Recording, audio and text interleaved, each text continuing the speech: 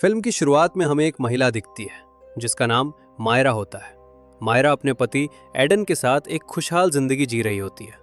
दोनों की एक भतीजी है, वान्या। कुछ दिनों पहले वान्या के माता पिता की रहस्यमयी तरीके से मौत हो जाती है, इसलिए मायरा और एडन उसे गोद लेने का फैसला करते हैं। मायरा और एडन वान्या को बहुत प्यार करते हैं, लेकिन वान्या के चेहरे पर हमेशा उदासी रहती है। वो अपनी माँ को बहुत मिस करती है और अंदर ही अंदर टूटी हुई रहती है। एडन का एक खिलौनों का कारखाना होता है जहां वो गुड़िया बनाता और बेचता है। हाल ही में उसने एक नई डॉल बनाई होती है जिसका नाम है साबरीना। ये डॉल बच्चों में इतनी पॉपुलर हो जाती है कि हर बच्चा इसे खरीदना चाहता है। एडन अपनी पत्नी मायरा के लिए साबरीना डॉल का एक स्पेशल वर्जन बनवाता है। मायरा को यह गिफ्ट बहुत पसंद आता है और वो खुश हो जाती है। इसके बाद सीन स्कूल में शिफ्ट होता है जहां वान्या अपनी क्लास में होती है। वहां उसका एक दोस्त डेटो एक गेम खेल रहा होता है जिसका नाम है चार्ली चार्ली। डेटो इस गेम के जरिए अपनी दादी की आत्मा को बुलाने की कोशिश कर रहा होता है। वान्या ये सब देखकर हैरान हो जाती है। डेटो उसे बताता है कि इस गेम को खत्म करने के लिए प्रेयर करना जरूरी होता है ताकि जो भी बुलाया गया है वो वापस चला जाए। डेटो वान्या को एक ऐप के बारे में भी बताता है जो आत्माओं की लोकेशन बताने का दावा करता है। वान्या डेटो से गेम का बोर्ड उधार ले लेती है। बाद में हम देखते हैं कि वान्या अपने घर पर उसी गेम के जरिए अपनी माँ की आत्मा को बुलाने की कोशिश करती है। वान्या को लगता है कि उसकी माँ का साया सच में वहां आ गया है। वो उसी ऐप को ऑन करती है और ऐप में कुछ डिटेक्ट होने लगता है, लेकिन असल में वो ऐप फेक होता है और जो वान्या को दिखाई देता है वो उसकी माँ नहीं बल्कि उसकी आंटी मायरा होती है। मायरा वान्या को समझाकर उसे अपने कमरे में सुला देती है। फिर मायरा उसे साबरीना डॉल गिफ्ट में देती है ताकि वो अच्छा महसूस करे। वान्या गुड़िया को अपने पास रखकर सो जाती है, लेकिन तभी एक डरावनी बात होती है। वान्या के सोते ही उस डॉल की आंखें हिलती है। इसका मतलब होता है कि गेम में जो चीज वान्या ने बुलाने की कोशिश की थी वो अब किसी तरह साबरीना डॉल में आ चुकी है। अगले दिन डॉल अपने आप जगह बदलने लगती है। कभी वो इधर होती है, कभी उधर। वान्या ये देखकर डरने लगती है क्योंकि उसे लगता है कि ये गुड़िया अपने आप हिल रही है। उस रात वान्या फिर से वही ऐप चालू करती है और इस बार उसे वहां एक डरावना साया दिखाई देता है। तभी अचानक कुछ उसे खींचकर अलमारी के अंदर ले जाता है। वान्या बहुत घबरा जाती है और भागकर मायरा को सब बताती है, लेकिन मायरा उसे समझाती है कि उसकी माँ अंदिनी अब इस दुनिया में नहीं रही, इसलिए उसे ये सब वहम लग रहा है। मगर सच्चाई ये होती है कि अंदिनी की आत्मा सच में वहां मौजूद होती है। अगली रात मायरा खुद घर में अंदिनी को देख लेती है। शुरुआत में वो इंसानी रूप में होती है, लेकिन कुछ ही पलों में उसका रूप बदल जाता है और वो एक डरावनी शक्ल ले लेती है। अब वो मायरा को नुकसान पहुंचाने की कोशिश करती है। मायरा घबरा कर चीखती है और भागने लगती है। उसकी आवाज सुनकर एडन भी वहां पहुंच जाता है, लेकिन अब वो चीज दोनों पर हमला करने लगती है और उन्हें घर से निकलने का मौका नहीं देती। फिर भी किसी तरह मायरा और एडन वहां से भागकर बच निकलते हैं। अब उन्हें यकीन हो जाता है कि उनके घर में कोई खतरनाक चीज मौजूद है। इसके बाद दोनों मदद लेने के लिए पैरानॉर्मल एक्सपर्ट्स के पास जाते हैं। वहां उन्हें मिलती है मिसेस लारस और उनके पति मिस्टर रेनार्ड। मायरा और एडन पूरी बात बताते हैं और लारस तुरंत उनके साथ चलने के लिए तैयार हो जाती है।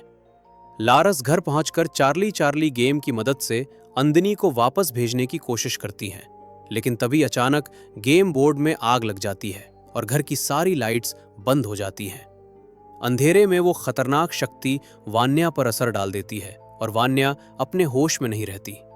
उसी हालत में वान्या मिसेस लारस पर हमला कर देती है, लेकिन लारस खुद को संभालती हैं, बच निकलती हैं और किसी तरह उस शक्ति को वान्या के शरीर से बाहर निकाल देती हैं। लेकिन अब कहानी में ट्विस्ट ये आता है कि जिस डरावनी ताकत को उन्होंने वान्या से बाहर निकाला था वो अब आजाद हो चुकी थी और जैसे ही वो बाहर निकलती है वो सब पर हमला करने लगती है।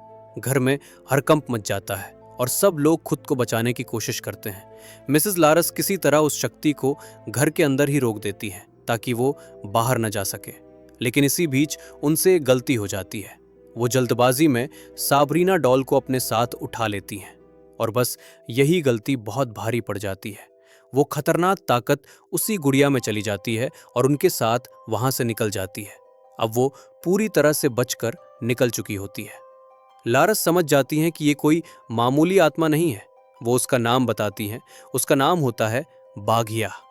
ये एक बेहद शक्तिशाली और खतरनाक दानवी ताकत है जिसे साधारण तरीके से रोका नहीं जा सकता। ये बहुत तेज और बहुत स्ट्रांग है, खासकर क्योंकि ये एक डीमन चाइल्ड की तरह काम करता है। अब लारस वान्या के माता पिता की मौत का असली सच सबको बताती हैं। वो बताती हैं कि बाघिया ने वान्या की मां के शरीर पर कब्जा कर लिया था। उसी हालत में वान्या के पिता की मौत हुई थी। लारस और उनके पति रेनार्ड ने पहले भी इस बाघिया को रोकने की कोशिश की थी और उसे वापस भेज भी दिया था, लेकिन उस वक्त वान्या की मां अंदिनी की जान नहीं बच पाई। असल में अंदिनी की मौत उसी प्रक्रिया के दौरान हुई थी, लेकिन जब वान्या ने चार्ली चार्ली गेम के जरिए अपनी मां को बुलाने की कोशिश की तो उसी के साथ बाघिया को वापस लौटने का रास्ता मिल गया। अब बाघिया को खत्म करने का सिर्फ एक ही तरीका होता है। लारस बताती हैं कि बाघिया के असली रूप को एक खास खंजर से खत्म किया जा सकता है। ये कोई आम हथियार नहीं है, बल्कि इसे सिर्फ इसी बाघिया को खत्म करने के लिए बनाया गया था।